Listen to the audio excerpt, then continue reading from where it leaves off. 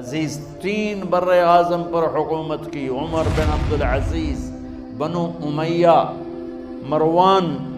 عمر بن عبدالعزیز نے اپنے آپ کو قربان کیا اللہ کے لیے، حکومت کو پاؤں کے تلے رکھا اور اللہ کی رضا کو سامنے رکھا۔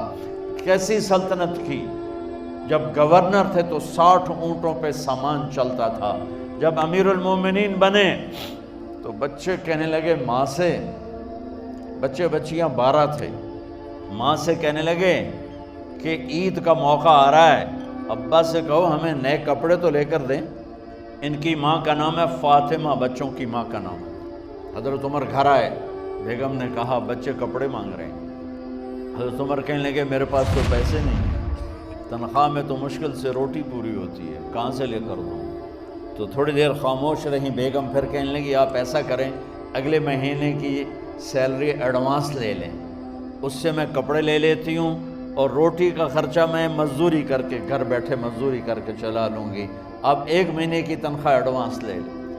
حضرت عمر بن عبدالعزیز واحد خلیفہ ہیں جن کے دور میں 3 بر اعظم میں زکوٰۃ لینے والا باقی نہیں بچا تھا۔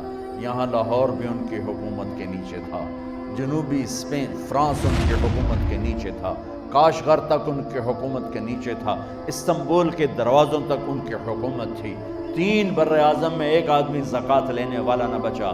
اور اپنا حال یہ ہے کہ بیگم سے کہہ رہے ہیں پیسے کوئی نہیں، کپڑے کہاں سے لے کر دوں؟ اور بیگم طریقہ بتا رہی ہے کہ آپ اگلے مہینے کی تنخواہ ایڈوانس لے لیں، اس سے میں کپڑے لے لوں گی اور چولہے کا خرچہ، روٹی کا خرچہ میں گھر بیٹھ کے مزدوری کر کے کما لوں گی۔ تو حضرت عمر کہنے لگے ہاں یہ ٹھیک ہے۔ باہر آئے وزیر خزانہ مزاحم، انہیں بلایا کہ بھائی ہمیں اگلے مہینے کی تنخواہ ایڈوانس چاہیے۔ اس نے کاغذ قلم آگے رکھ دیا، کہا حضرت آپ مجھے لکھ کے دے دیں، آپ 1 ماہ زندہ رہیں گے، میں آپ کو تنخواہ دے دیتا ہوں۔ چپ کر کے اٹھے، ایک لفظ نہیں بولے، گھر گئے، اپنی بیگم فاطمہ سے کہا بیگم بچوں سے کہہ دو کہ باپ کے پاس کپڑے لے کر دینے کی سخت نہیں ہے۔ اور خزانے ایسے بھرے پڑے تھے کہ زکوٰۃ لینے والا کوئی نہیں تھا۔ عید کی نماز ہوئی، نماز کے بعد جب ساری فیملی ملنے آئی اور بچے بھی ملنے آئے تو ان کو دیکھ کر ان کی آنکھوں میں آنسو آ گئے۔ کہنے لگے بچوں آج تمہیں دکھ تو ہوگا اپنے باپ پر کہ ایک جوڑا کپڑا بھی لے کر نہ دیا عید کا۔ تو ان کے ایک بیٹے نے کہا ابا جان آج ہم بڑے خوش ہیں، ہمارا سر اونچا ہے کہ ہمارے باپ نے مسلمانوں کے مال پہ ڈاکہ نہیں ڈالا۔ یہ ان کا طرز حکومت تھا، اس طرح انہوں نے حکومت کی۔ گھر میں تشریف لائے تو بیٹیوں سے بات کی تو انہوں نے منہ پہ سے دوپٹہ رکھا ہوا، تو فرمانے لگے کپڑا تو ہٹاؤ، دوپٹہ کیوں رکھا ہوا ہے؟ تو گھر کی خادمہ زور زور سے رونے لگی، کہنے لگی امیر المومنین آج آپ کی بیٹیوں نے کچا پیاز توڑ کے روٹی کھائی ہے تو وہ اس کی بو ہے منہ میں، آپ کو بو سے نفرت ہے اس لیے منہ پہ کپڑا رکھ لیا ہے۔ تو حضرت عمر اتنا روئے کہ ان کی داڑھی تر ہو گئی۔ کہنے لگے آخر میں جب تھوڑا آسرے میں آئے کہا میری بیٹیوں تمہارا باپ تمہیں بڑے اچھے کھانے کھلا سکتا ہے لیکن میں جہنم کو برداشت نہیں کر سکتا۔ اب مرنے کا وقت آ گیا۔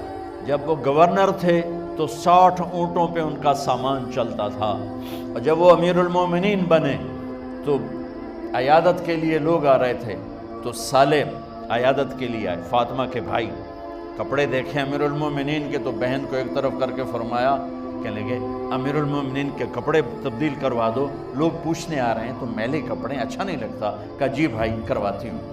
اگلے دن جب وہ حال پوچھنے آئے تو پھر وہی کپڑے تھے تو انہوں نے ان کو الگ جا کر کہا بہن میں نے تمہیں کہا تھا کپڑے بدلوا دیتی، کیوں نہیں بدلوائے؟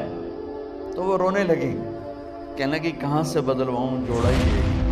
اور حکومت کتنی تھی؟ 3 بر اعظم، ایک جوڑے میں اللہ سے ملنے جا رہا ہے۔ جب ان کی موت کا وقت قریب آیا تو انہوں نے رجا بن حیوہ کو بلایا، ان سے فرمانے لگے سنو میں نے 3 بادشاہوں کو قبر میں اتارا، لیکن ان کے کفن کی گرہ کو جب کھول کے دیکھا تو ان کے چہرے قبلے سے ہٹ چکے تھے، وہ رنگ ان کے کالے پڑ چکے تھے۔ ولید بن عبد الملک، سلیمان بن عبد الملک، عبد الملک بن مروان، عبد الملک باپ، ولید بیٹا، سلیمان بیٹا، یہ تینوں کہ ان کے چہرے کالے ہو گئے تھے اور ان کا قبلے سے منہ پھر گیا تھا۔ اب میں مرنے لگا ہوں، مجھے پہلے ضرور چیک کرنا کہ میرا اللہ میرے ساتھ کیا کرتا ہے۔ پہلے تینوں کی ظلم کی حکومت تھی، ان کے چہرے قبلے سے کیوں ہٹ گئے؟ آپ کو عجب بات بتاؤں، ولید بن عبد الملک روزانہ تہجد میں کھڑے ہو کے 10 سپارے پڑھتا تھا، 10 سپاروں کی تلاوت تہجد میں کرتا تھا کھڑے ہو کے۔ سلیمان بن عبد الملک تہجد گزار، عمر بن عبدالعزیز نے اسی سلطنت کو عدل سے بھر دیا۔ سلیمان بن عبد الملک کی ڈیڈ باڈی جب قبر کے قریب لائے اتارنے کے لیے تو ایسے ایسے ہلنے لگا، اس کا پورا جسم ہلنے لگا۔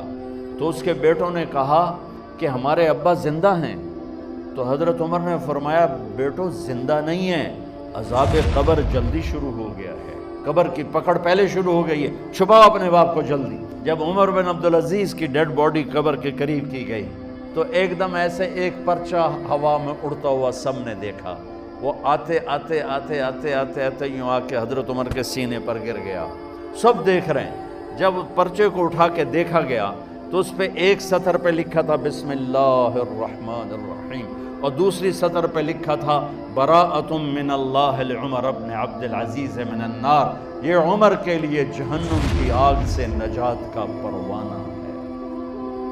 3 بر اعظم کی سلطنت لے کر وہ جنت کا پروانہ لے کر دنیا سے گئے۔ جب ان کو قبر میں اتارا گیا تو انہوں نے رجا بن حیوہ سے فرمایا تھا 3 بادشاہوں کے چہرے دیکھے قبلے سے پھر گئے، رنگ کالے پڑ گئے، مجھے تم نے دیکھنا ہے کہ کیا ہوتا ہے۔ تو رجا فرماتے ہیں جب میں قبر میں اترا اور ان کے کفن کی گرہ کو کھول کے دیکھا تو چہرہ قبلے کی طرف فکس تھا، اور مجھے یوں لگا جیسے 14ویں رات کا چاند قبر میں اتر آیا۔ اللہ کو اپنی منزل بناؤ، اللہ کو اپنی منزل بناؤ، اللہ کو اپنی